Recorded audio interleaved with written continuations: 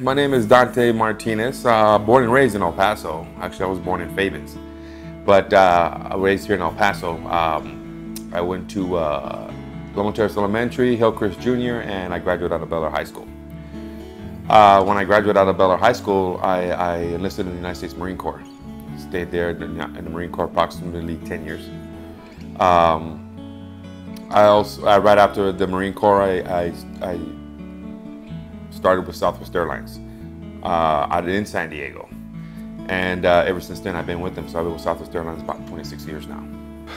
1998 happened to have been the bad year of the cancer that when I was diagnosed. Approximately nine months to a year, I had an abnormality that I thought I had in my testicles, on one side of the testicle, the right-hand side.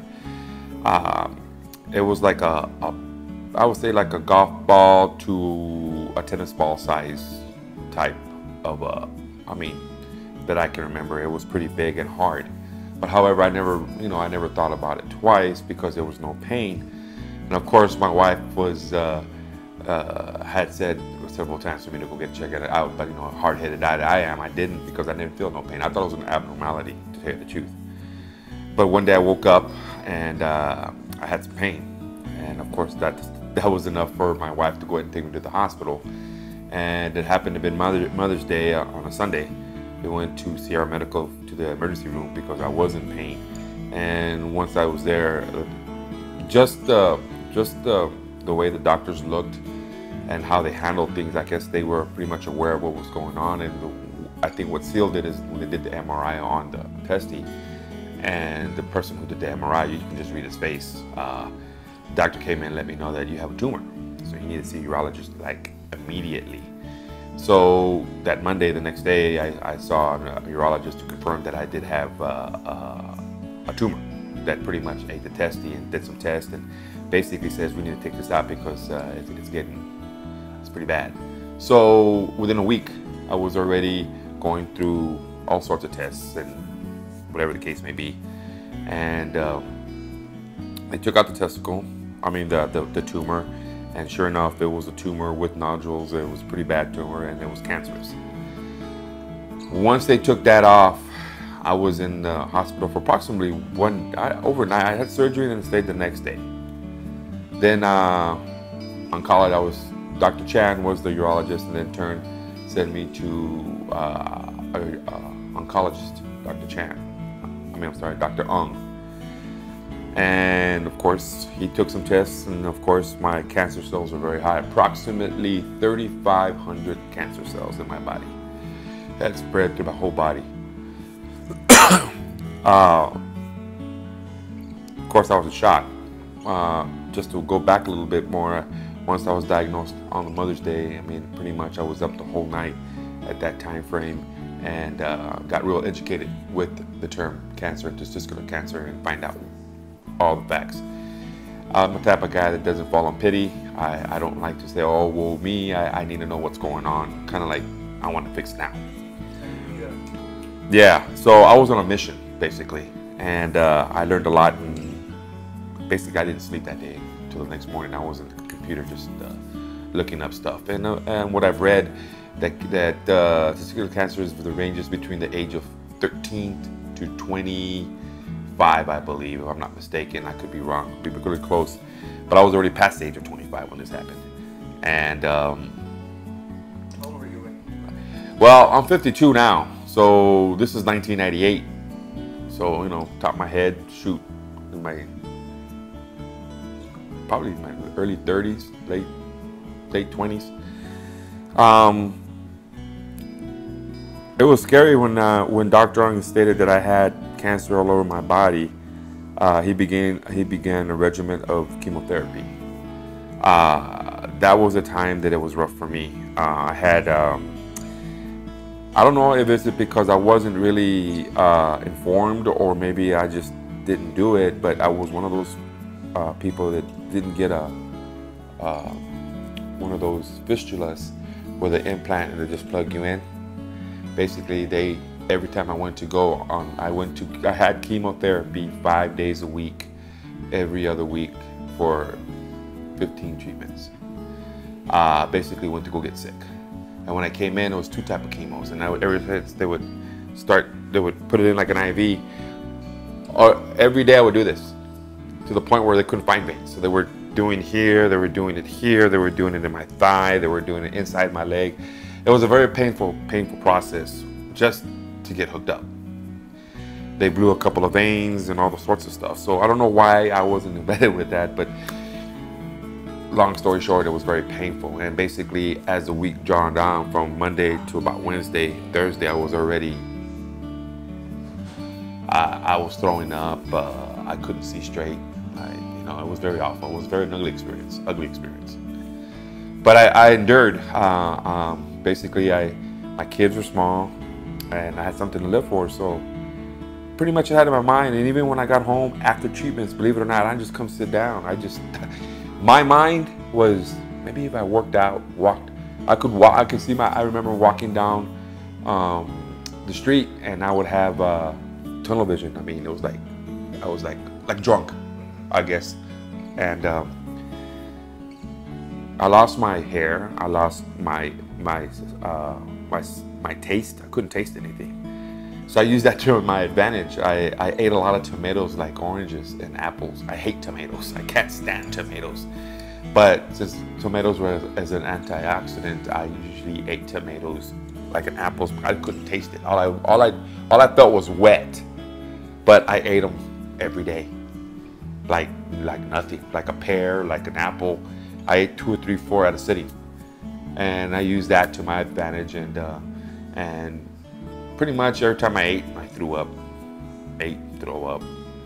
But I can tell you this: once I finished, I broke down and cried really hard because it was a lot that I endured. But I think I had more will than anything else. But I think my kids are what got me through it, and my wife. So yeah, I get emotional because it was tough.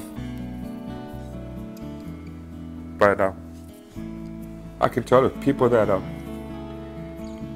excuse me, man. My kids were very young, and they didn't understand, of course. And my wife, she was my rock, and my wife never went to my treatments because she was taking care of the kids. And what makes it hard now is that my other rock was my father, who was there every day with me, every day. He's since passed this past September, but I remember he would rub my head, and one day he rubbed my head and all the hair came out. So he goes, "Hey, let's go get a haircut." The next week, because I would go get chemo every other week. So the next week, I mean, the chemo comes out of your body. So what was hard about it was, I guess the mentality. Thank you. The mentality of in your mind, you're literally going to go get sick. You're going, you go to a hospital and you go to whatever the case may be to feel better, to get fixed, right? Chemo's not like that. You're literally going to go get ill. It's a psychotic nightmare is what it is. But that's after the fact, when you really pay attention to what you went through. It was tough for me. But like I said, I took care, just thinking of my kids, and I got to be there for them. My wife, I have to be there for her. And my will was strong. Don't get me wrong. I never felt pity. I endured the pain like I think any other man could endure. And my main concern was, I got to beat this. This is ridiculous. I got to beat this. So I did. So long story short, like I told you, I cried the last treatment, man. I cried like a baby. But I think it was more of a release and a calmness that came over me. And once I got back to Dr. Ung, my oncologist, to take final tests to see how I didn't have one cancer cell in my body. It was gone. I was completely gone. And ever since then, I did my once a year, the 6 months, the whole 9 yards. And since then, I have been in remission. I've had not any incident of cancer in my body. I have not, has not come to haunt me. But that's when I met Louis and stuff, and he's got his crusade going, and I'm glad to help with that, because anybody who's been through cancer will understand what I went through, just like I understand what they went through, because it's tough. And I don't care if you're a man, boy, child. I think I'll give. If anybody asks me who is the strongest person you ever met, it's probably that 5 or 10-year-old going through cancer right now. And I was an adult, and I see these kids that go through cancer treatments and they endure. Those guys are the strongest people in the world. They make me look like a little kid. I could never compare to that. So little kids like that, I pray for them, and I hope they make it, because they're strong. They're gonna grow up to be strong people if they beat that awful disease. So yeah, but ever since then, no. And then I've used it to my benefit. My boys are healthy.